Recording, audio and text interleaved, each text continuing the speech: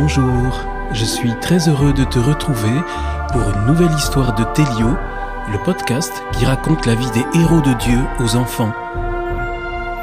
Aujourd'hui, je vais te raconter l'histoire incroyable d'Hildegarde de Bingen, une femme qui a vécu il y a 1000 ans au cœur du Moyen-Âge et qui a profondément marqué son époque parce qu'elle était une femme très en avance sur son temps, originale et libre, avec une vision extraordinaire des relations entre Dieu et les hommes sur tous les plans, autant celui de la sagesse, de la vie intérieure, que de la santé, de l'alimentation, de la nature, de l'art, que ce soit la poésie ou la musique.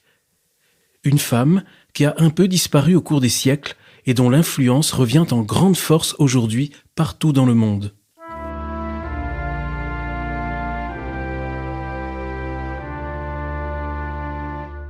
Alors je vais essayer de te raconter en quoi Hildegarde est si exceptionnelle et pourquoi cette femme du Moyen-Âge est redevenue si actuelle aujourd'hui.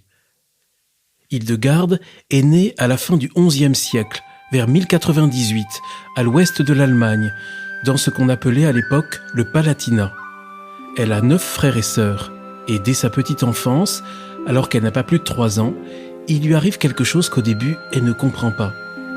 Hildegarde reçoit des visions qui lui sont envoyées par Dieu.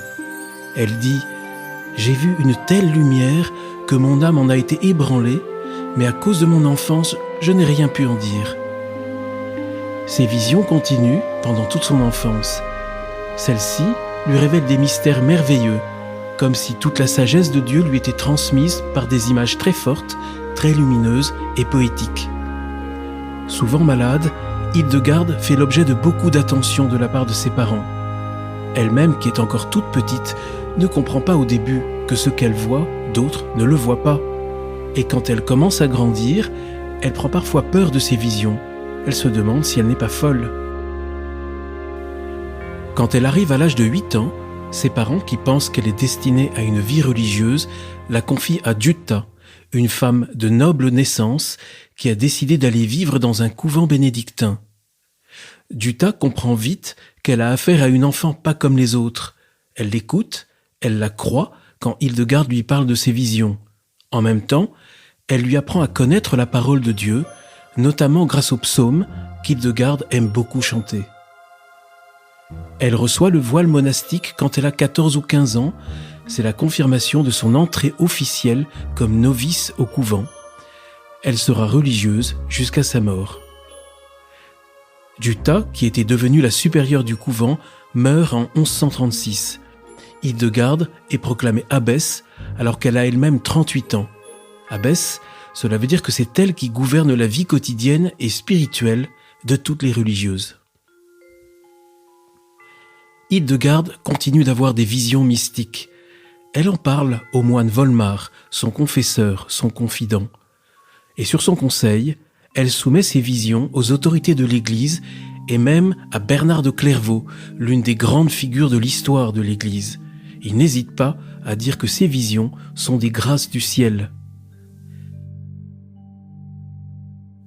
La réputation d'Hildegarde va jusqu'au pape Eugène III. Celui-ci, intrigué par ce qu'on raconte de cette jeune femme, fait conduire une enquête à son sujet. Celle-ci se finit en apothéose. Le pape dit toute sa confiance en Hildegarde et toute son admiration pour sa sagesse. Quelque temps plus tard, lorsqu'Hildegarde a 43 ans, elle entend un appel de Dieu plus impératif que d'habitude. Le temps est venu pour qu'elle dise et écrive ses visions au monde. Dieu lui dit « Dis et écris non selon la bouche humaine, ni selon la volonté de composer humainement, mais selon ce que tu vois et entends de célestes merveilles venues de Dieu. » L'essentiel de sa vie va se passer à recevoir et à transmettre ce que lui dit la lumière vivante. Hildegarde écrit toutes ses premières visions dans un livre qui s'appelle le Scivias, ce qui signifie « connaît les voies du Seigneur » en latin. Le pape est un des premiers lecteurs du Scivias. Des œuvres écrites par Hildegarde de Bingen, on retient aussi le livre des œuvres divines, qui écrit toute la relation du Dieu créateur avec un monde souvent mis en désordre par l'homme, alors qu'il devrait plutôt en être le protecteur. Les visions d'Hildegarde sont magnifiques. Elles révèlent ce que nous ne voyons pas, comme celle-ci qui est le début d'une description de la Trinité, l'union entre Dieu le Père, Dieu le Fils et l'Esprit Saint entre eux. Je contemplais alors dans le secret de Dieu, au cœur des espaces aériens du Midi, une merveilleuse figure. Elle avait apparence humaine, la beauté, la clarté de son visage étaient telles que regarder le soleil eût été plus facile que regarder ce visage. Un large cercle d'or ceignait la tête. Dans ce cercle, un deuxième visage, celui d'un vieillard, dominait le premier visage. Son menton, sa barbe frôlait le sommet du crâne. De chaque côté du cou de la première figure se détachait une aile. Bientôt, le couvent devient trop petit. C'est un effet de la renommée d'Hildegarde qui commence à rayonner bien au-delà de son couvent et de sa région et qui s'étend bientôt à toute l'Allemagne. Les vocations se multiplient. Une nouvelle abbaye est fondée tout près d'un port sur le fleuve du Rhin qui s'appelle Bingen. C'est pour cela qu'on va maintenant l'appeler Hildegarde de Bingen. Les textes d'Hildegarde suscitent un intérêt grandissant. Ils offrent un regard complètement nouveau sur des notions très importantes de théologie et sur la connaissance de l'univers et de la nature, en reliant dans la création de Dieu tout ce qui est vivant. La religieuse dit que l'homme est le miroir du monde. Elle reconnaît les liens entre sa nature, son corps et l'ensemble des lois cosmiques qui sont à l'origine de tout l'univers. Hildegarde est une des premières à affirmer que la Terre tourne autour du Soleil. Ces visions lui font découvrir les secrets de Dieu, la beauté, l'énergie et l'amour divin que l'on retrouve dans tout ce qui est en nous et autour de nous, jusqu'à l'harmonie entre les 4 éléments qui composent toute chose, l'air, le feu, l'eau et la terre.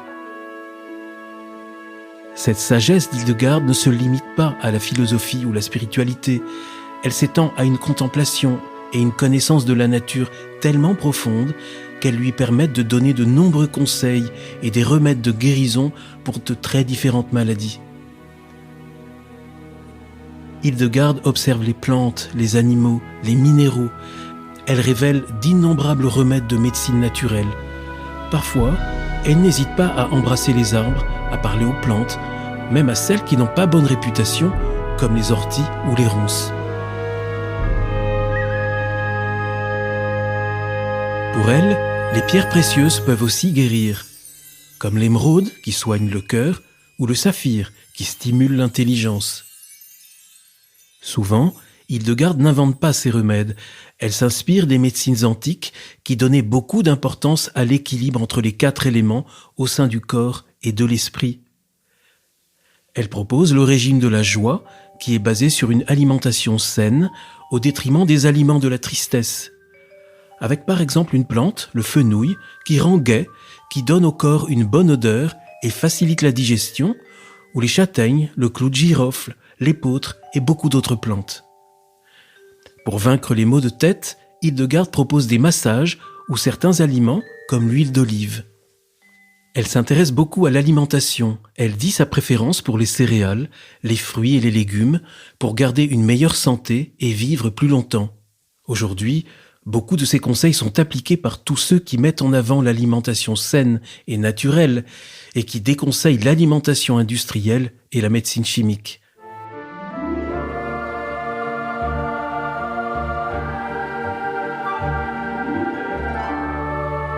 Il y a les bienfaits qui permettent de soigner les maux du corps, il y a aussi ceux qui soignent les maux de l'âme. Si elle ne parle pas de dépression, un terme qui était inconnu à son époque, Hildegarde de Bingen traite la mélancolie et les tristesses qui étreignent nos cœurs si souvent éloignés de Dieu et de son amour. L'art en général, le chant en particulier, apporte aussi pour Hildegarde certains remèdes contre la tristesse et d'autres souffrances physiques ou psychologiques. Avec des siècles d'avance, elle décrit ce qu'on appelle aujourd'hui le stress. C'est un sentiment intérieur, une tristesse qui vient obscurcir le cœur. Et son regard sur les maladies est révolutionnaire. Pour Hildegarde, celles-ci ne sont pas une punition divine comme on le croit trop facilement, et Dieu nous donne même tout ce qu'il faut, on peut trouver dans sa création ce qui soigne et guérit. Elle décrit ainsi les causes de nombreuses maladies et propose des remèdes qui inspirent beaucoup de thérapeutes aujourd'hui. Hildegarde est aussi une artiste. Ses textes sont très poétiques. Elle est passionnée par le chant.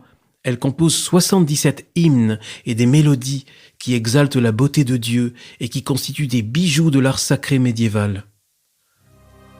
Bientôt, cette religieuse, restée longtemps inconnue, va devenir de plus en plus connue, non seulement en Allemagne, mais à travers toute l'Europe. Ses visions, son génie, sa créativité et son intuition éclairent autant les questions intellectuelles que corporelles et soulèvent les passions. Hildegarde mène une vie extraordinaire pour une femme du Moyen-Âge. Elle parle dans les églises et les cathédrales. Par milliers, les gens demandent à la rencontrer pour lui demander de les soigner ou de les conseiller. Elle reçoit énormément de lettres que lui envoient des personnes simples et humbles, comme des princes et des rois. Elle y répond toujours. On a encore aujourd'hui conservé précieusement une grande partie de son immense correspondance.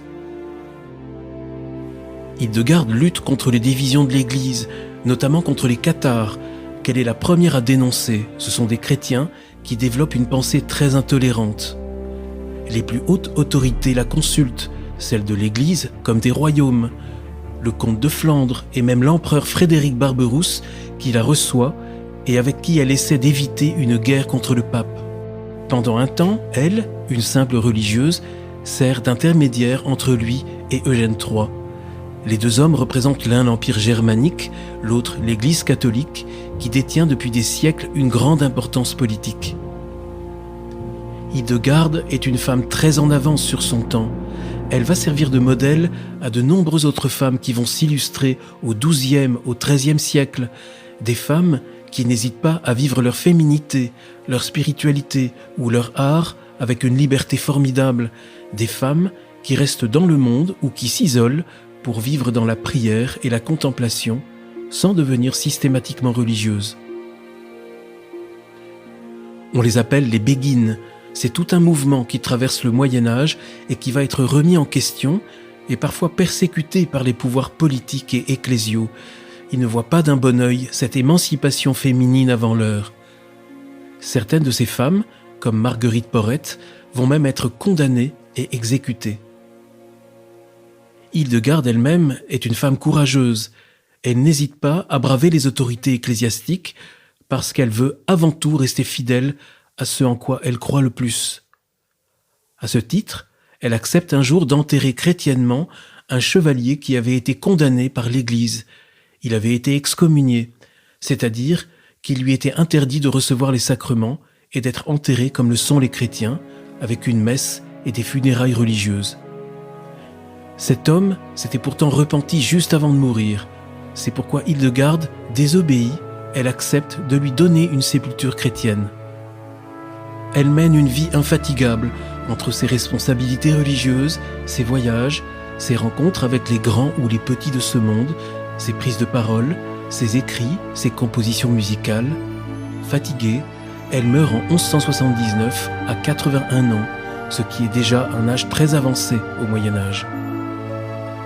Dès sa mort, et pendant des siècles, un culte populaire très important se développe autour d'elle, surtout en Allemagne. Et l'Église va essayer de la canoniser, c'est-à-dire de la proclamer sainte, mais cela va prendre des siècles. C'est sans doute à cause de ses désaccords avec les autorités de l'Église qu'il faudra attendre 2012 pour que le pape Benoît XVI le fasse. Il la proclame même au rang des docteurs de l'Église, la 4e femme de l'histoire seulement à recevoir cette très haute distinction de l'Église catholique. De sainte Hildegarde de Bingen, Benoît XVI dira « Cette grande femme prophétesse nous parle avec une grande actualité aujourd'hui, à travers sa capacité courageuse à discerner les signes des temps, son amour pour la création, sa médecine, sa poésie, sa musique, son amour pour le Christ et pour son Église, qui souffrait aussi en ce temps-là, blessée également à cette époque par les péchés des prêtres et des laïcs, et d'autant plus aimée comme corps du Christ. » À travers les siècles, la sagesse d'Hildegarde n'a jamais complètement disparu. Elle a continué de rayonner plus ou moins fort, selon la liberté des différentes époques. Au cours du XXe siècle, Avant sa reconnaissance officielle par l'Église, Hildegarde a déjà été remarquée par de nombreux courants de pensée, qu'ils soient spirituels ou écologiques, chrétiens ou adeptes des médecines douces. C'est parce qu'elle était très en avance sur son temps. Son œuvre nous parle de la place de l'homme dans le cosmos, du rôle de la femme, du respect de l'environnement, de diététique, de guérison. C'est toute une sagesse médiévale qu'on redécouvre aujourd'hui avec beaucoup d'étonnement, une sagesse qui redevient essentielle pour traverser les enjeux de notre temps. Voilà, nous sommes arrivés à la fin de cette histoire d'Hildegarde de Bingen. Cette femme incroyable, une religieuse qui réunissait tellement de talents, qui était à la fois une abbesse, une prédicatrice, une mystique, une visionnaire, une poétesse, une grande musicienne et même l'illustratrice de ses visions, une figure marquante de la médecine, une amoureuse de la nature, une femme qui savait voir les signes du temps. Hildegarde de Bingen nous fait penser aux prophètes que nous connaissons dans la Bible. Dieu lui avait même dit dans ses visions qu'elle devenait sa bouche pour dire ce que les hommes ne peuvent ni inventer ni comprendre avec leur intelligence, pour dire ce qu'elle a vu et entendu des merveilles venues du ciel. Une femme qui est à la fois un modèle pour le Moyen-Âge et pour notre temps, pour chacun d'entre nous, pour toujours croire en nos talents, surmonter nos peurs et entreprendre tout ce dont nous rêvons avec ardeur et enthousiasme, parce que Dieu nous aime, qu'il nous accompagne à tout moment et qu'il ne nous abandonne jamais. Il est temps peut-être maintenant pour toi d'aller dormir. Alors fais de beaux rêves, pourquoi pas avec des religieuses, des chevaliers ou des empereurs du Moyen-Âge. À bientôt!